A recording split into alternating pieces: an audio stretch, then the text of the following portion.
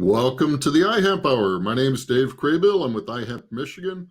iHemp Michigan's mission is to educate, inform, and promote the research, development, and cultivation of industrial hemp. iHemp Michigan advocates for wellness in people and the planet, and it begins with the farmer. And as usual, we are beginning with the non-farmer in the group. Mike Brennan from the great city of Ann Arbor. How's it going, Mike? Doing great, Dave. Thanks for asking. Except the weather really changed a lot in the last day. Other than that, we're good. I wish we had this weather when we went to the football game a couple weeks ago. Yeah, it was very, very hot. Yeah. So thank you for joining us. Good to see you. And Blaine Bechtold.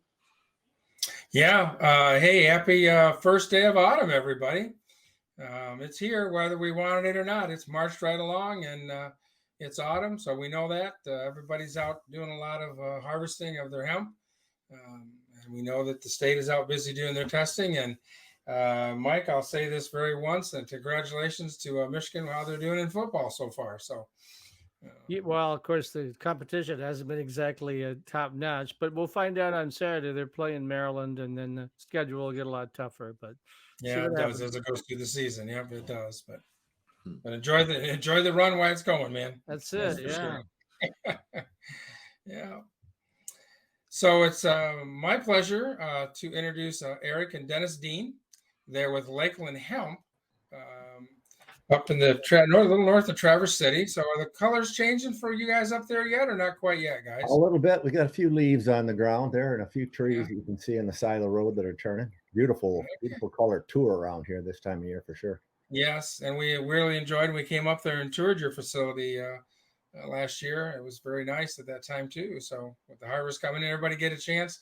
You can get a hold of Dennis and Eric. Maybe you can stop by and see the facility and sample some of their great product they got. But Lakeland Hemp is producing high quality CBD flower at scale and developed a process for bucking and drying to preserve the cannabinoids and the terpenes. And they're going to talk about that today and share a little bit of their inside secrets. And hey, got to give you guys a little shout out too for your Hempy Award winning that you got. That's right. There we go. Yeah, there you go. Yeah. So they won first place for product innovation with their bucking machine, which is what we're going to talk a little bit about today. So, guys, we thank you for taking time out of your busy schedule, your harvest schedule, because you not only do you have hemp, you also have fruit that you're working on at the same time. So yeah, well, we've got our cherries is our big our big crop. So we're done with that one. So we have a few trees of the apples and pears and plums and peaches, but so far that's they're prolific and we've got lots of fruit flies around. But yeah, our harvest for the fruit is done. So now it's now the harvest time for the hemp. Do you can some of your fruit? Yeah, we usually freeze. We freeze some of our fruit. We make juices out of it. We've got some nice lines of juices. We may have to go commercial with some of our juices here. Cherry juices. We keep practicing on trying to get the right combination to get a good market for the juice line here. But yeah. Oh, I'm volunteering to be a guinea pig for that. Have you thought about doing CBD infused juices? Oh yeah, absolutely. Exactly. That would be the direction where we want to go. We'll have both varieties, those that have just plain and those that have a little CBD infused products as well. Mm-hmm. We might want to stop right there and just talk about how CBD is not going to get you high, because we were talking about that before the show started, and there's still all that confusion about what is hemp, what is cannabis, what's the difference. So yeah, you might mention that just so people know. Right? So, yeah, it's interesting. I was talking about the fact that you see there's we do some farmers market and we have our lotions and tinctures and salves and the big advertisement in front. And we still get a lot of side eyes, people going by and commenting about making it, how do they ever make that stuff legal and the whole ball of wax. And there's still quite a few people that really don't understand that there's no we are classified as marijuana if we have more than 0.3% THC. Right. So it's and I think good marijuana has got to be 25% now, Mike? It ranges between 20 and 30%. You get above 30%, then you go into a whole different place. But I mean, typically when you see it on the market, it's in the 20 to 25 range, percent. Yeah. So you'd have to consume a lot of, even at the 0.3%, you'd consume a lot of hemp to get the same as you would get from a. Yeah, Rand Paul down in Kentucky said you'd have to smoke a joint the size of a telephone pole of hemp in order to get high, you know. Yeah. So I thought that was a good analogy or metaphor. So yeah, it makes for a good education for the people that are open-minded. It's kind of nice to talk about what the difference is, and what the it's there's a lot of people who walk away with a whole different opinion and do some research and come back the next week and buy some products. So it's a good opportunity, really. Right. Dennis and Eric, selling CBD products, this is one of those fine lines you have to walk, but tell us some of your experiences, some of the feedback, why are people using CBD? Well, we thought that market is really a great spot for doing it, because we have people that come through and we have some samples of the lotion, and we'll even have them, they got maybe pain or little arthritis pain maybe in their hand or some kind of muscle pain, and we let them take samples, and they said, okay, if it works, I'll put some on, rub it in, and then I'm going to be around the market here for another 15-20 minutes, and if it works, I'll come back and buy it. It's amazing how many people come. I was feeling better already. They'll rub it on their lower back or something. They'll come back and, wow, that stuff really works. Come back and say, oh, see, there we go. So you'll get market that way. And there's a lot of people that swear by it, that actually some of the vendors that are in there are constantly coming back and buying the product because they're, they've got aches and pains, and it seems to work for them. They get, the anti-inflammatory, and they have anxiety relief and all kinds of, we've got a lot of people even when are buying product that send us these glorious reviews about how it's changed their lives by using the product. So it's unique. There's they still haven't done a lot of research on it because it's still so new, but there's certainly a lot of anecdotal evidence that says it is very beneficial. Yeah, that's the big hang up from the medical community, since there hasn't been that official research. The doctors are leery about recommending it because they're worried about malpractice and things like that. And I think that a lot of folks are working on that research now, so it's just a matter of time. And another thing that it really helps with is sleep. I mean, I can't speak to you guys, but I'm older now, and it's like I wake up or I have a hard time getting to sleep because I'm working late. And if you take the CBD, it really helps me kind of relax and sleep better. So, yeah, I think matter of fact, we have a new CBD with the CBN. Yeah, we've got a new product line coming out probably within the next month that has some combinations real high, a big 35 milligram in our tinctures, and one of them is a combination of 2,500 CBD and 1,000 CBG, and another one is a combination of 3,000 I think and 500 CBN for sleep. So we have some. We sampled the product, and it is, I mean, you talk about sleep, you better be ready to hit the sack in an hour.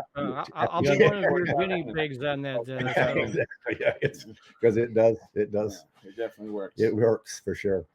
Speaking of which, not to interrupt, but I see scrolling along the bottom there. I'll give you a chance to do your shameless plug there. You've got a discount running right now, right?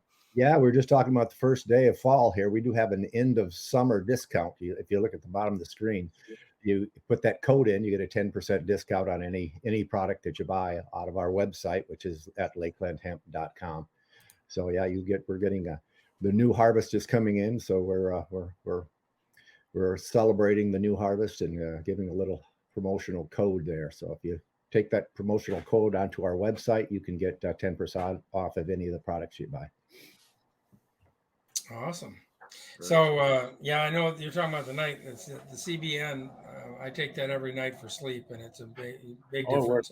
Yeah, it definitely works. It definitely works. Yeah, it certainly does that. Yeah. So, hey, a lot of people like to hear about kind of how people get involved with CBD and everything. So, how did you guys? What prompted you to get involved with growing hemp? Well, I got like a cannabis background from Alaska, so I moved to Michigan 4 years ago. And I have been in cannabis basically since about 2006. So in Alaska, kind of caretaker, our version of the medical market. So when we've had a field open for years where nothing was growing in it, and they just started legalizing hemp in the United States. And I was telling my dad, I had some buddies that had moved to Oregon and Colorado and started to grow it. And I was like, we need to get into this. Well, Michigan hadn't made it legal yet, so we were waiting on the sidelines until it became legal. And when it did, we jumped in head first. Mm-hmm. Fortunately, we didn't drown. Yeah. Close, really close. How many acres are you growing up there? About 4, probably. Yeah, we've cut our acreage down and focused on a higher end flower output. Basically, I'm really excited about some of the new strains this year, and I enjoy like the higher end and the connoisseur type cannabis is what I enjoy doing. About 1,500 plants per acre, so we're in that ballpark. Yeah, We're at probably 7,000 plants this year. So yeah, so Okay. yeah, pretty. We're on close. three I think foot. We're almost 2,000 an acre. I think now. 3 foot Oh, 10 okay. spacing in between the row, and then each row is about 5.5 feet apart. Oh, 3 foot plant spacing? Yeah. That I seems found kind that of tight. it is, but I found that the plants naturally give you more top colas and less side. Oh. So I'm after the top colas. The rest of it goes into the bucker, but I just want the choice colas. And so when we had them about 5 feet 3 apart, and I would just get a lot of side. It was a lot more side growth. So now top colas is where it's So when the pushed. plants kind of touch each other, they go up a little They more. push up, and exactly, so you yeah. get more top colas. And it seems to get bigger colas, the ones that are at the top of the plant anyway. Yeah, So that's where the kind of choice forces. comes And from. we found some varieties that have a lot more, instead of having just typically the one main cola, we also have some varieties now that have several different tops, basically. So you get a lot more top colas anyway. So we've kind Can you share with us what varieties you're growing this year? We have super sour space candy, Candy Kush, Merlot, Cat's Meow, Bubba's Remedy. We have our own strain we're coming out with this year called Sweet Cherry. We got Cherry Blossom. We got Sour Lifter. We got Super Haze. And we tested out those 4 strains from Oregon are a seedless variety, so they can't be seeded no matter what. And so we're trying out all those What? sours. Haven't heard of that. Yeah. yeah, a brand new technology breakthrough here. So we'll see what. So you're saying you're saying if somebody's growing, let's say, grain close to you, and it's going to pollinate, those plants are not going to get seeded, huh? Yep. Yeah, it's exactly. the same thing they use for seedless watermelon or any other seedless like variety of that been in technology, has been around. I guess I've learned that it was something they spray or use with gout for humans that they spray on the plants, and then it's a generational thing, and how many chromosomes they have. I can't really explain it because I didn't do it myself, but it's very interesting. Wow. Well, that could solve a lot of problems for a lot of people as we get bigger and we start growing more fiber and grain in the state. Absolutely. And other places. Wow, that's awesome. That's the other thing I think we should talk about. It's still in its infancy, and no one's really got it all figured out yet. It's like everybody's experimenting with a lot of different things, right? Yeah. Yeah. The other reason we grow closer together is actually because we switched all of our strains to the earliest varieties we can find, so we don't have to deal with like the late fall. So our plants are actually smaller than they were the first year, but the bud production is much higher quality.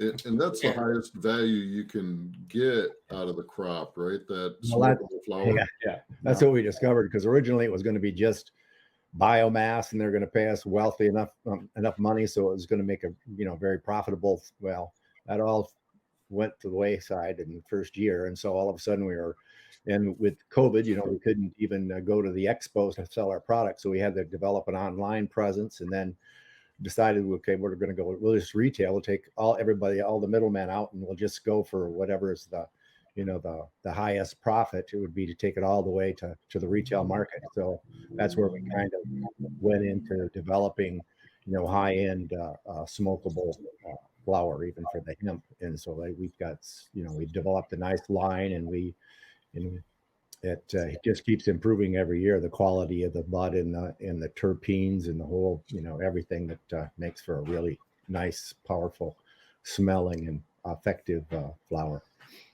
It's a lot of pheno honey. Be interesting if you could kind of cross pollinate with some of your other fruit trees to see what kind of results you would get. You know, that'd be kind of cool, wouldn't it? I don't think they'd be very receptive, but we should know because there's an apple orchard that's fairly, within 100 yards of us at least, or 50 yards probably of that. So they should be getting pollinated apples. We haven't seen any. We haven't seen any crosses that give us any CBD infused apples. We don't have any. Wouldn't that be cool? We bite into an apple and it's got CBD in it, right? You know? Well, I want to try the sweet cherry when you get that. Yeah. Oh yeah. It's a good. Blaine's signing up for that. Yeah. Yeah, Cherries too, right? So. So, how has have the neighbors been receptive, and you've been? Yeah, Everybody's been we're in good? between two brothers, two farming brothers, and they're pretty funny, a funny pair, and they come over and they've learned a lot too. One of the sons is into cannabis himself, so yeah, it's been pretty nice. At least our section of the neighborhood. We have a lot of people that comment about they roll their windows down when they come by the farm, though. That was The first year people, Right time, Yeah, even something about that smell, boy. It really carries, right? You know, Yeah. so. the first year people would stop on the road and take pictures of the hanging plants and stuff, but Mhm. I think now everybody's kind of gotten used to it. Mhm. I'm just sort of And curious. obviously, Since, ahead, Mike. since hemp and cannabis essentially look alike, and we can tell the difference, but I mean, a lot of folks can't. Do you have any people sneaking into your fields trying to steal some of the plants or anything? We haven't. We live on a really busy road actually for the area, but the neighborhood, it's pretty trustworthy crowd around here. Everybody's kind of out to help each other, and we don't have any of that. Okay, that's good. Our thing is fenced in, but for the deer, not for the people. Because Yeah, not for the somebody. Oh yeah, the deer love that They stuff. could clip Right? it and walk through the fence anyway, so it doesn't Oh. really make any difference about keeping people Yeah. out. Yeah. Yeah, I was definitely worried about that the first year, but I think by now I'm Yeah. Where are you finding the best market for your flower? Is it dispensaries? So we actually as far as customers, Michigan's still our best market, and it's just individual customers, and then a lot of dispensaries, or a couple dispensaries down south, they buy more in bulk, and then I have some friends in Alaska that have spots up there that we sent to. In Ohio, Yeah. we've been in Pennsylvania, Ohio, Illinois, Indiana, different dispensaries. that California, take it. Yeah. Well, we've sold about, I think we're over 30 different states that we sell to on the website. And well, the nice thing about the website is that if you have a satisfied customer and they keep coming back to you, then you got a steady stream there. And then the website naturally is always reaching out to, the more people that hit your site, the more popular you are, and you go up the list. And so you just have more people trying it for the first time. And as long as they're satisfied, it keeps growing. So it's kind of a natural. Mm-hmm. Kind of popular in Lakeland, Florida too, because people I think get the name confused. We have quite a few customers in Lakeland, Florida. Yeah, they type in Lakeland Hemp if they're looking for hemp. Well, it comes right to our pot what they're thinking. Nice. There's some very low. So and your sales, I mean, obviously using some kind of credit card, that kind of thing. You found that Square helps us with all the, we didn't have to worry about anything. Square handles all the the commerce on the web, so that works out very well. We have a record of all the people that buy as well, so that everything kind of ties itself together. You don't have to do a whole lot of bookkeeping to keep track of who and where people are that are buying anyway. Okay, that's good. So Square's worked pretty good with you then, obviously. Yeah, great. Very good. Excellent. Your testing this year, how did that go? Pretty good. Then obviously everything passed. Okay. They came out. We had the same tester, so we're starting to develop a good relationship with him, and it came out, and all the tests passed. I think the highest we had was a 0.18.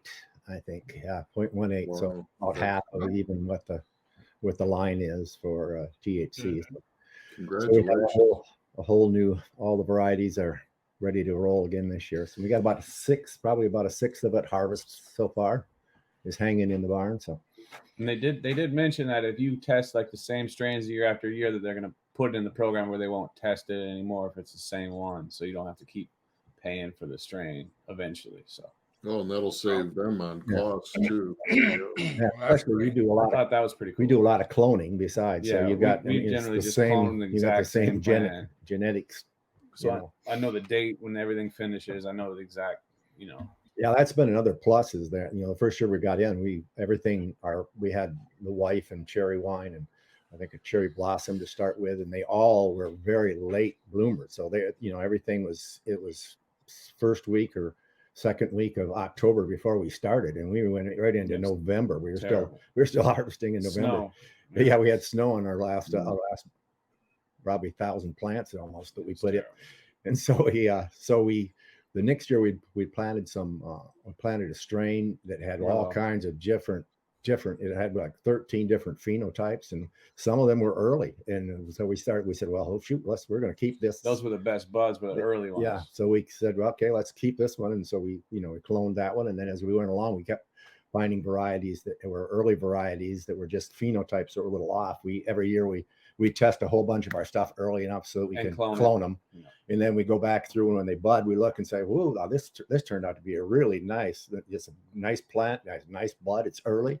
Boom. That's our mother. So then we take that phenotype as our mother for the next year. So that's why every year we incrementally get better with the quality of the bud and the earlier varieties so that they can finish off in nice weather. So with your 7,000 plants, are you going through and just taking the tops right now? No, we do a full plant hang. I like the nice slow dry for the good terpenes. And then I'll chop the tops and then put the bottoms through the bucker, and that will go to biomass. The tops will then get processed into bud, basically. Should we talk about your bucker now? We even have a video, I believe, right? So, you got time? I thought maybe I'll tell you what. Why don't we do the news first, and then why don't we come back to the bucker? Yeah, it'll fit in perfect. Yeah, let's do that. So, Mike, you got some news to share with us. Oh boy, yeah, lots of it. Starting off with a guy that's going to also impact the hemp community, because if it's smokable hemp or that sort of thing, then you're under the Cannabis Regulatory Agency. But we got a new guy at the top.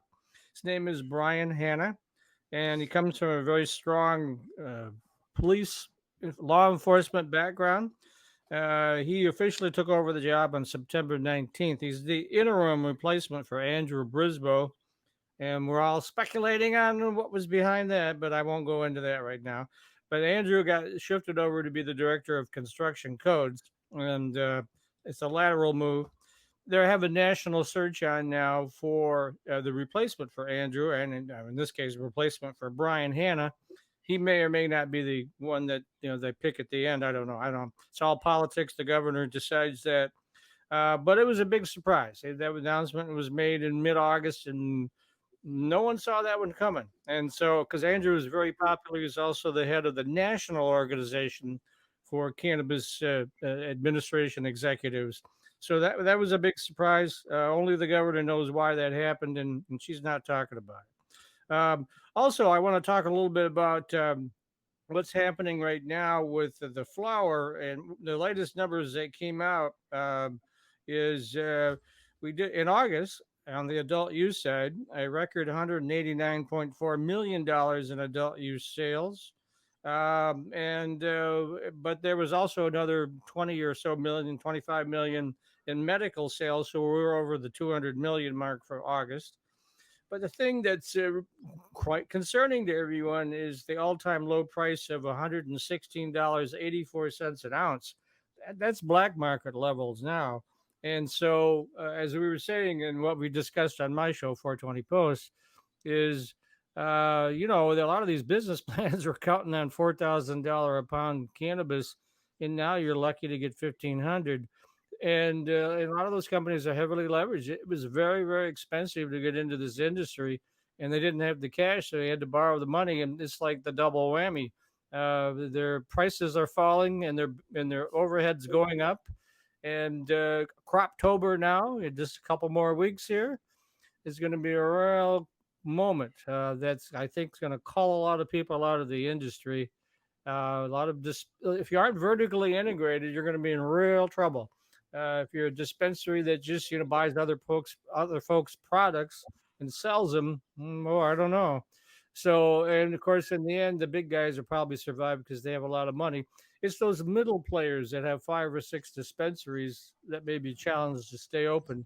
And the other theory is that there's a lot of boutique cannabis growers out there that maybe only have 1 or 2 shops, and they grow their own stuff. We have a couple here in Ann Arbor.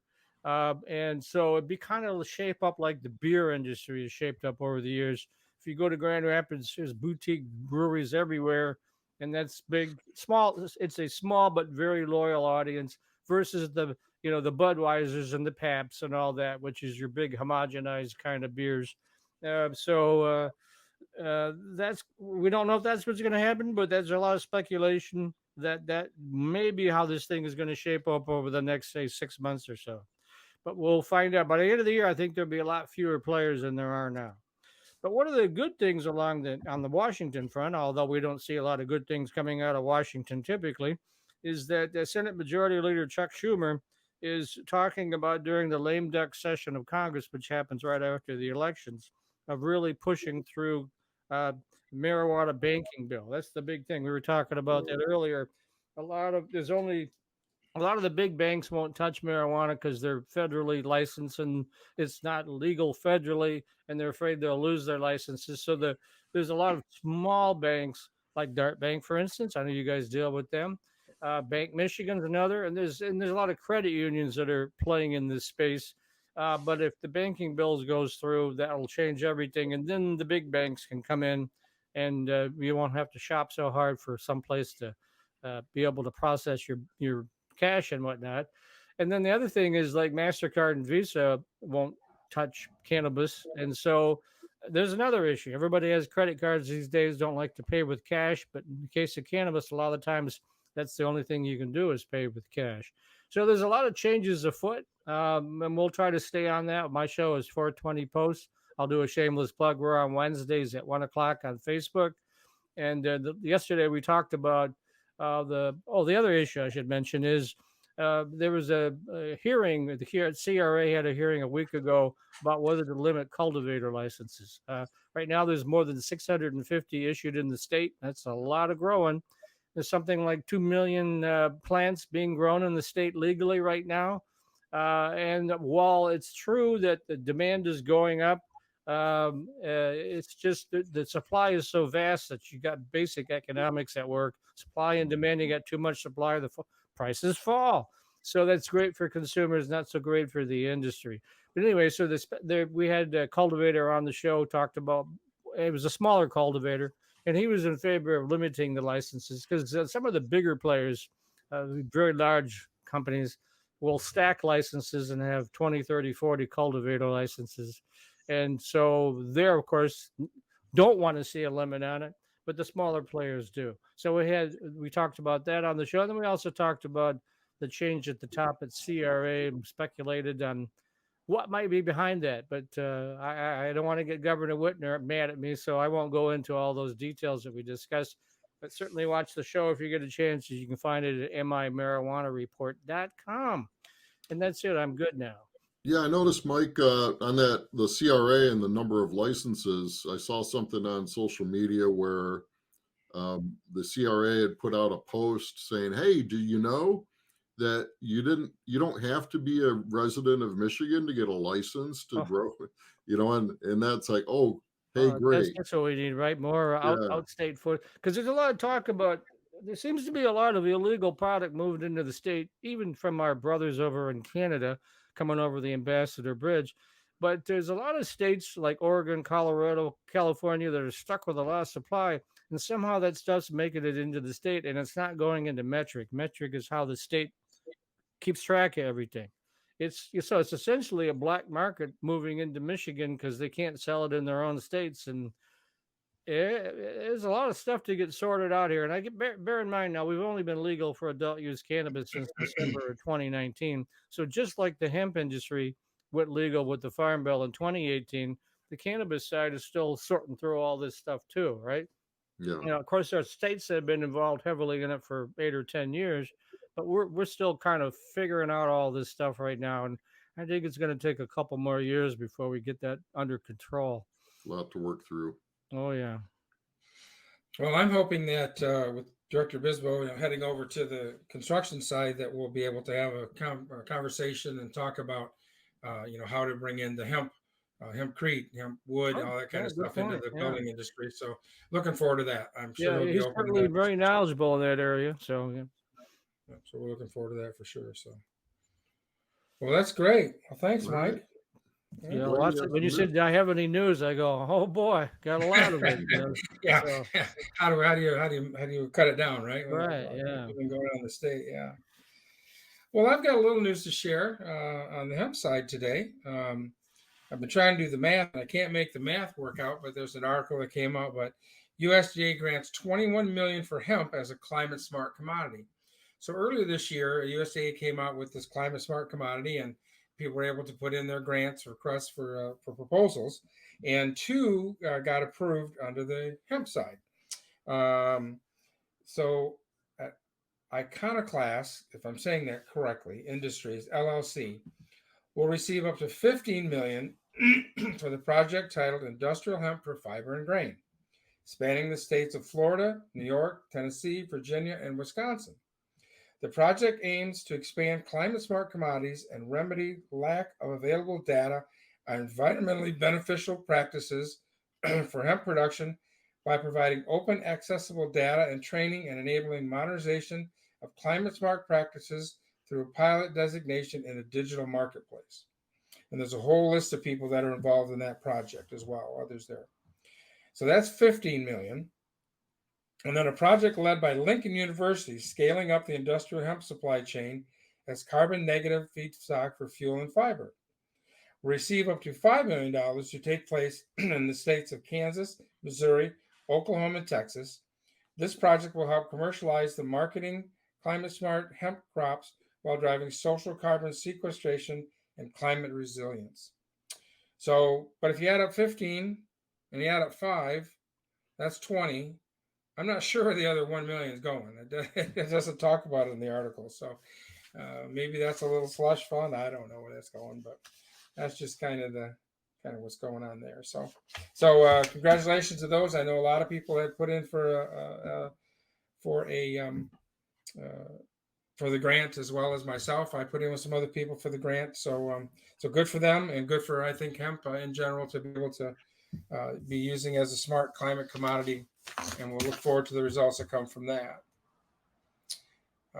Let's see what else I got here.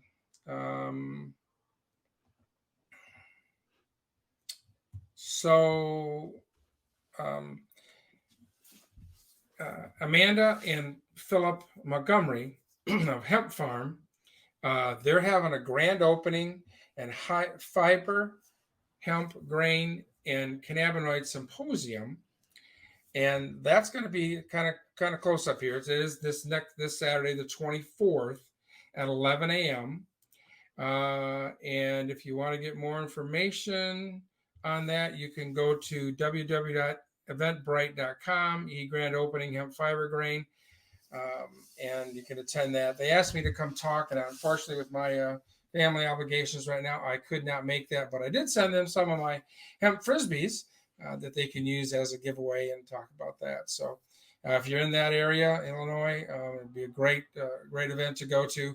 They're great people. I know Phil's been going around to a lot of the different farm markets and other things in other states and been marketing his products through there too. So, and the other one coming up too is the Illinois Hemp Growers Association presents their 2nd annual disc golf tournament. I went to that last year. What a blast it was. I'm not a good disc golfer by any means. My disc golf is as bad as my regular golf, I can tell you that. But but a great time with them at the Chapel Hill Golf Course. Actually, we went and spent the night there. So it's like a bed and breakfast there. So it's kind of cool. You can stay there and do that. But it's Saturday, October the 8th from 10 until 3 p.m. It's $5 per person. It's open to the public. And a great time. Rachel always puts on a great event down there. So if you're a disc golf fan, it is a really nice course, and it'd be a great day to spend down there. It was beautiful last year on that day that we went down there. So that's some things that are happening there. And then NOCO has talked about their next event they're going to have, which is going to be March 29th and 31st, 2023. It's going to be at the Broadmoor, Colorado Springs is where it's going to be.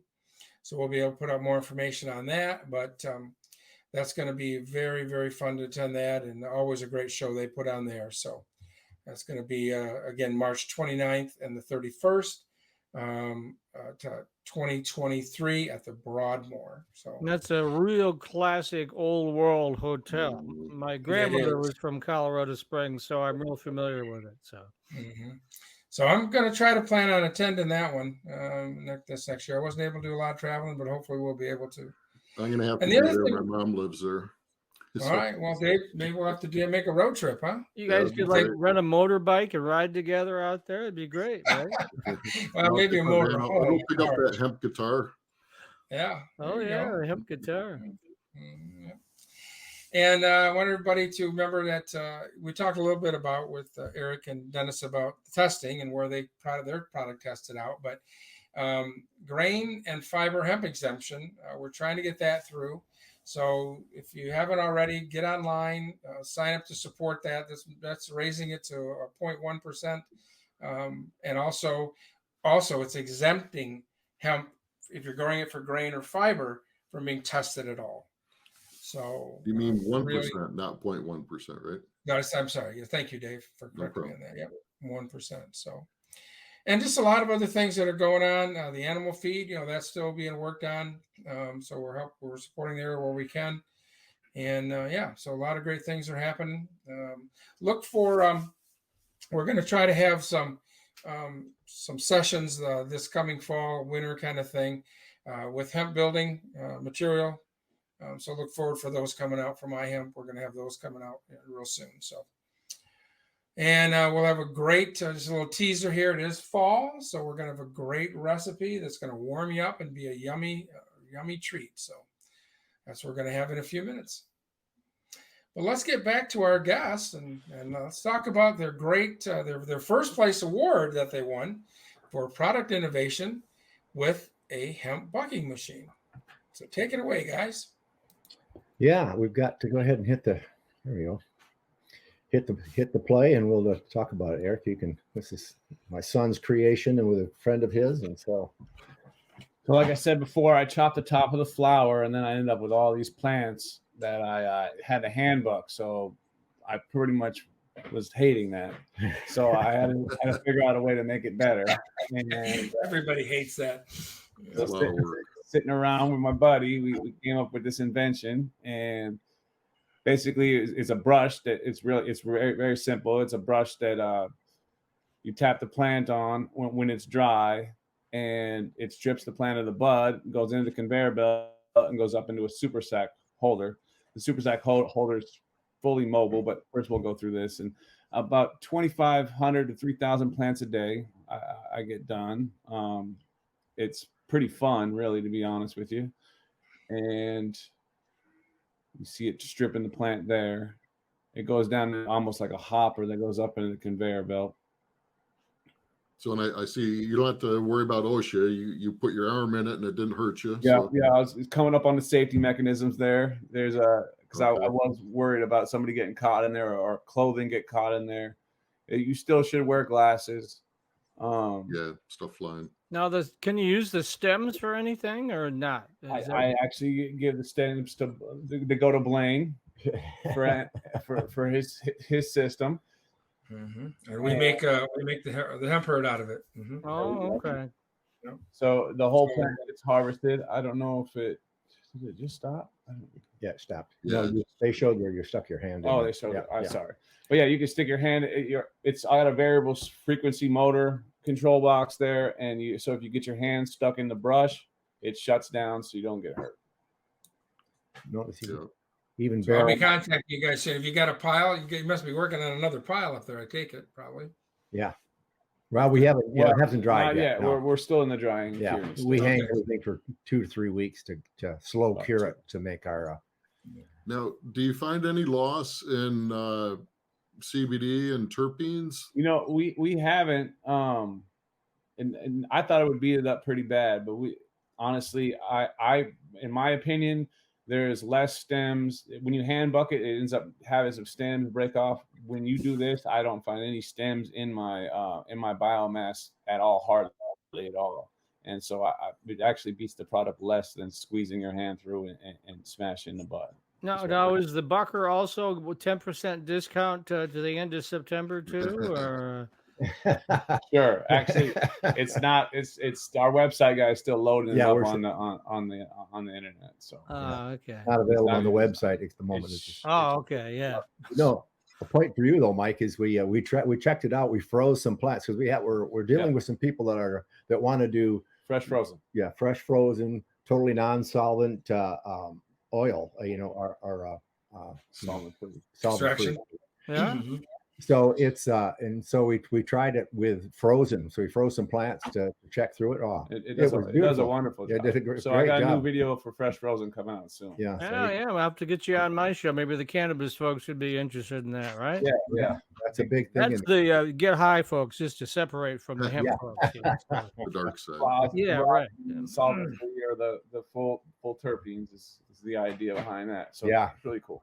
Oh, it's a cost saver, I tell you. You Yeah. notice that one guy can do the whole thing. You can run. You showed him running the conveyor into the machine, and Just pay a minimum wage because he's your son, right? So yeah, exactly. And there's no wages. That there works you out. go. All right, cool. That's how we turn a profit. But you he know? can do I swear it's about 12 people you'd have to hire to do what you can do with just one. Yeah, it one- looks very efficient. yeah. So you are saving yourself a lot of money in the end. But yeah, in the product, surprising. I mean, our tests were really the test of our biomass that we ran through that was really high. It was very it was the ratio of it to the to the content CBD content in the bud was better than we got before when we were hand doing it. So somehow Wow. I was really surprised. I yeah. thought it would obliterate the bud at first, but it doesn't. It actually strips and leaves them intact. And Yeah, it's great really thing is no stems. and it's really a pretty product when you're done. Yeah, you have very rarely do you to break off a branch. So. Now, is that your prototype, or do you have others that you can sell? Where's that stand? That is the first prototype. So we'd have a few changes, but basically on deck. If anybody wants to order, we're able to put them together. I got to ask this question because I'm a reporter. What sort of price are you putting on that? So the Bucker standalone by itself without the conveyor is $16,500, and then the whole system together we got it $21,500. Wow, but it's a real labor-saving device, though, right? It So is. that's where you save your dough, right? Yeah. We Big saved time. money in the first year. Probably saved all the money on the bucking with the Bucker. Yeah, that's pretty good ROI there, So No, it works out really nice. And like I said, with the that solvent free, it looks like it'll be a really nice process for that. We've got a couple we're looking at maybe doing. People are looking at us wants a solvent free product. We've been working with a couple of different processors that are running, trying to develop a nice solvent free line. So if people are interested, they might contact our Lakeland Hemp as well. It's probably it'll something that they'll be doing probably still a couple months away maybe, but yeah, because are you making those yourselves, or do you have a contractor that makes that for you, or what? the Buckers. Yeah, right. No, we make it ourselves. My friend is a machine fabricator. Okay. So kind of together, which we shared the vision, and he builds high speed winches Oh, for pulling like skis, and he's done winches for the logging industry, and he also has like a Bunny Hill ski lift that he's releasing this year. So that's what he does, and that's how I got into it basically. wow. I feel kind of special because I got to see the first prototype when you guys first used it that Yeah, one day. So exactly. Yeah. You saw that. that's Coming pretty cool. together. Yeah, it was very nice. This is Dave. Oh, Dave's going to show the Oh yeah, difference. here's the technique. Oh, I got to put my glasses on for this. So. That gets rough. Yeah. Yeah, you have to take off. You're taking off pretty much every branch in the thing, and then Oh, hand wow. through the machine. Yeah. There's no way to make that It fun. is painful. There's It no is way to make painful. that fun. And tennis elbow comes very shortly after your first day. Yeah, but and you got to slather it on with that CBD oil of yours, right? So, Yeah, that's right. Thanks. We might be able to sell a lot more of our lotions and salves and tinctures that way as a yeah. product of the pain you get from trying to process the hemp in the end. Huh. Yeah, we have a total isolate driven, so it's a total THC product line right now. Plus we have the Full next spectrum. line that we're talking about is a full spectrum line that has the it's a higher. Our first line's got 2,000 milligrams per bottle in our tincture, for example, and this one's going to have total of 3,500 combinations of the CBD and CBG. Wow. CBD and CBN. We got a daytime and a nighttime formula. Yeah. So what, $50 ish, somewhere in that ballpark, or what? Yeah, we're at 55. Yeah. Okay. Yeah. So it's like I said, you definitely notice when you get to 3,500 milligrams, and when the combinations of the CBD and CBN, It's nighttime at that you point. notice, So, notice. Yeah. So Dave could take that with his afternoon nap and sleep the whole afternoon away, right? You know. Might have a little longer sleep than he was planning. Yeah, I noticed that I was muted when I was showing that video. That was my wrong way to do it. I was the wrong way. It's the way we all did it. It's It's the way we all did it. Well, it's a great comparison between the two, that's for sure. Right. Yeah. So what else have you experienced, I guess, in this whole thing? What's some of the highlights of the do's and the don'ts? What have you done really badly that you figured out you did badly and now you fixed it? Not having a market. Yeah, Not having a market. that was harsh because the first year we even thought we had a market, but the price of the CBD dropped, so the biomass dropped so tremendously. He said, no, if I go out, I can either go bankrupt and end it right now, or I can buy your stuff and then go bankrupt farther in the hole after I buy it with the agreement. So Maybe it was, no, maybe thought not. we had something and it wasn't there, and so then it was just and then with like I said, with the COVID, it was just a nightmare to start with, and we had all this product, and so we adapted quickly. But we decided that the only way to go was to be integrated from ground zero all the way to the retail market, and then you have Now you're a vertical operation. exactly.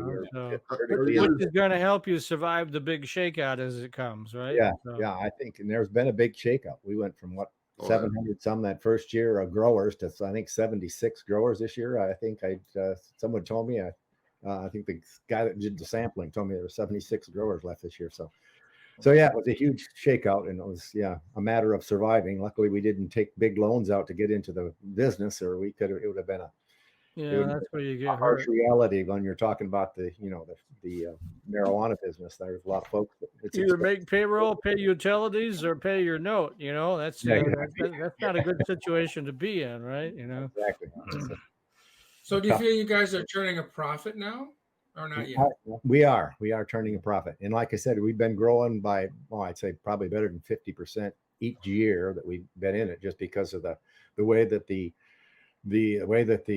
online works is that as long as you can hold your old customers, and we're reaching out to new ones all the time, then it just is a natural build up. So we're hoping if it continues that it'll actually end up being a pretty prosperous business in the next year or two. So would you encourage other farmers to take a serious look at this? I mean, if you could provide them with some of these best practices coaching kind of tips.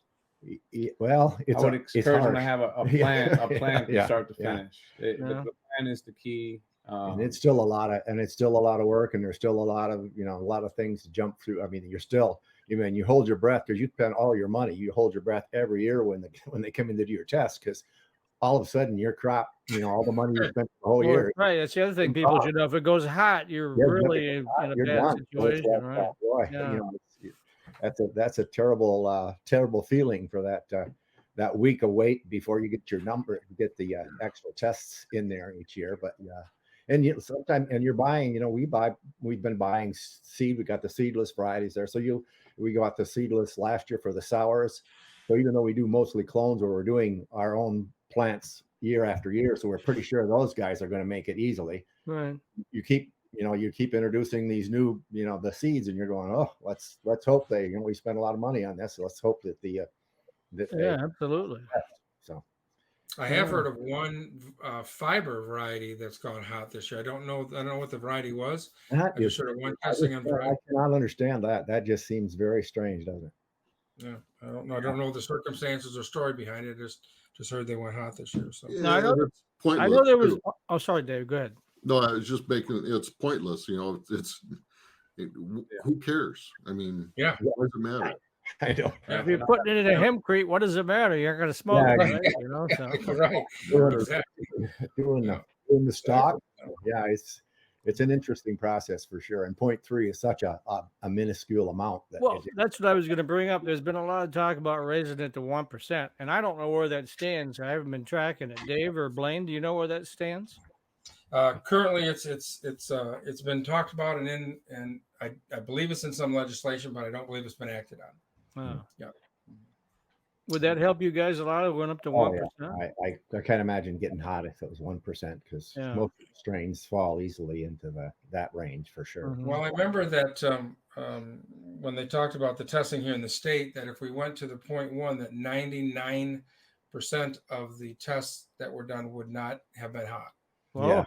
big I- difference. And yeah, you're so I talking think it serious went- money. I mean, Well, an exactly. acre of hemp. I mean, ballpark figure. What do you think you got invested in an acre of hemp?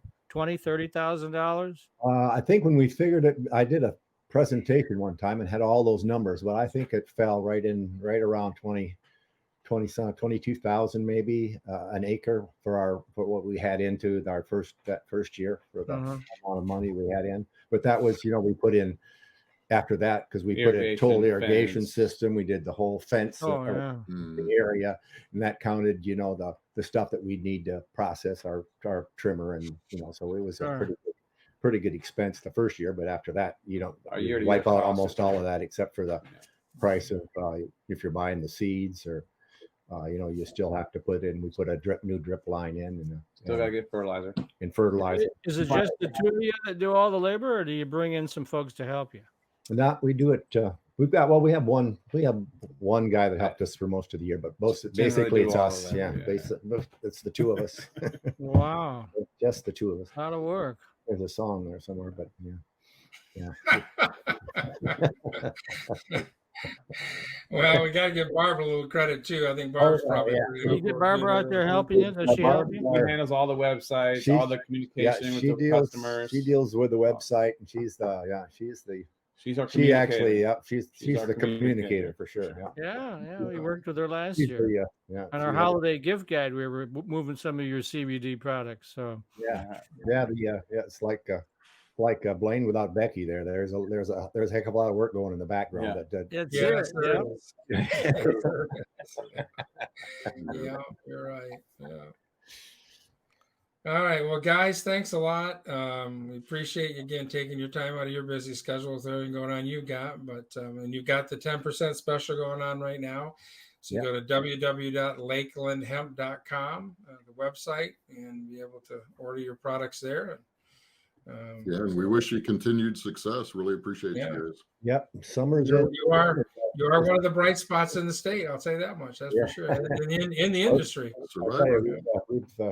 We've scratched our head quite a few times wondering what Dick's direction was going to be here to make sure this was going to be a profitable business. But so far we've stuck it out. And probably a lot of people have gotten out of the business. There's not a whole lot of people that are selling the hemp flower. There's still a lot of people that do the lotions and salves and tinctures, because you can just buy the oil and make your own, or there's a lot of white label that goes on also, but then you've got one more layer that you have to pay for before you get through the process. And so being integrated from the flower all the way to the top. We also sell some of our clones, which is another money maker for us as well. So we're into each area as you go along. We sell isolate, we sell keef, we have rosin. We have a little it's a one-stop shop when you get on our site. We have a lot of things we sell in small amounts of biomass, which a lot of people don't sell. And there's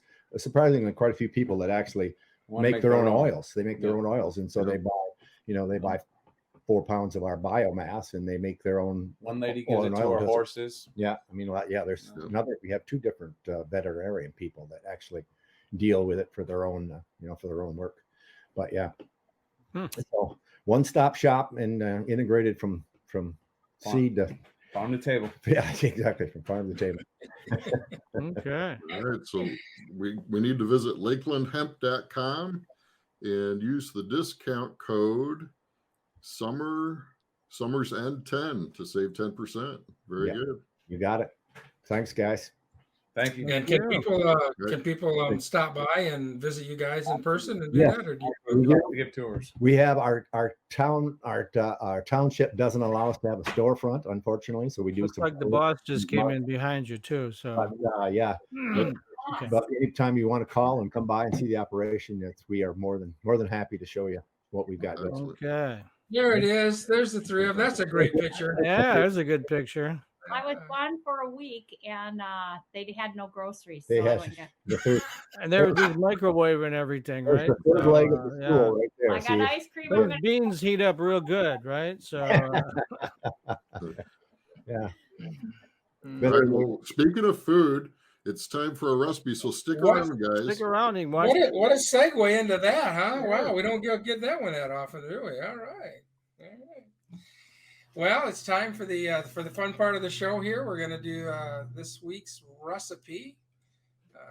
Producer Jim, do you have the recipe? The CPs. I believe he does. If not, I've got it queued up here. All right. This is a live show, so. That's right. That's right. You got it queued up, Dave? All right, you ready? Okay. So this week is happy fall, autumn coming here. Started today. So getting into that. So we have a sweet potato soup with red lentils and hemp hearts. Ooh. It's a creamy blend of sweet potatoes with red lentils with the nutrition of hemp hearts. And we all know how good hemp hearts are. And if you can't find out where to get those, downonthefarm.biz, we have them listed on there. So this makes about 8 servings. It's ready in about 45 minutes. There's about 272 calories per serving, and it's just great for any time. This is done by Simple Green. We like to give credit where credit's due. So Simple Green, this is a recipe from them. This soup blend has a slightly sweetness to it, rounded out with notes of garlic, ginger, and optional cider vinegar. Makes a great side or full meal for those chilly days that we know are coming. The ingredients is 2 tablespoons of olive oil, 2 medium sweet potatoes peeled and diced, 1 small white onion chopped, 2 cloves of garlic minced, 1 tablespoon fresh ginger root and minced, a half a tablespoon of ground turmeric, 1 cup split red lentils rinsed, 1.135 ounce can of crushed tomatoes. I imagine you can alter that if you need to. 5 cups of water, a third of a cup of hemp hearts. I would go a little heavier myself, but 1 cup full fat coconut milk, salt and pepper to taste, 2 tablespoons apple cider vinegar, and that's an optional if you want that. So you put a large pot, you heat up the olive oil and add the diced garlic, onions, ginger, and cook slightly browned and fragrant, about 5 minutes for that. Add the sweet potatoes, the turmeric, the crushed tomatoes, the red lentils, and stir to combine it all. Add in the water and stir to combine. Bring the soup to a boil and reduce the heat and let it simmer for 25 to 30 minutes or until the sweet potatoes are easily pierced with a fork and lentils are fully cooked. And then you go. And sweet potatoes take a little while to cook. Yeah, they do. They're kind of a dense. Is there some place online where people can buy hemp hearts plain? I think there's one good spot called downonthefarm.biz, and I think you can order hemp hearts in a 12-ounce or a 24-ounce bag of those. Absolutely. Wow, what a value. And it's probably very inexpensive as well, right? They are. Yeah, they certainly are. And they're good for you as well. So, all right. So that is our, oops. Somebody's alarm's going off. Yes, it is. That's my other job I got to go do. So So yeah, so that's again autumn's here, and this would be a great side dish to have any time of the day for sure, lunch or dinner. And it's a great yummy little soup to make up. So all right. Well, thanks guys for being on the show today. Thanks Dave and Mike for being on and being a good co-host. And Mike, enjoy that game coming up. That's it. Yeah. 4 home games in a row. Go figure, huh? Yeah. Oh, wow. So your Saturdays are booked for the next 4 weeks. Yeah, I'm missing all the. There's a whole bunch of cannabis events last weekend and priorities, So You don't know. You got to say go green. I was going to get to that point. I just waiting for my opportunity to get it in there. Yeah. Well, and I'm really more of a basketball guy than football guy, so I'm waiting for that to start too. So. I'm excited. Excited the hockey season starts next week. Oh yeah, everybody's got their own thing, So what's your prediction for the Red Wings this year, Dave? I don't have one. It's going to be good. There's so much parity in the league. Are they going to make the playoffs? I think there's a good chance that they make the playoffs this year with Stevie Y at the helm. We've got some young guns coming in, lots of new energy, new coach. I like his attitude, like his system. I'm optimistic. Are you going to be working out with them and teach those kids some tricks or anything like that? Or oh man, yeah. No, I got schooled yesterday by we won't go down that road. But it's a 60-year-old guy from Toronto. The levels of play are just incredible. There's some real skill out there in the world.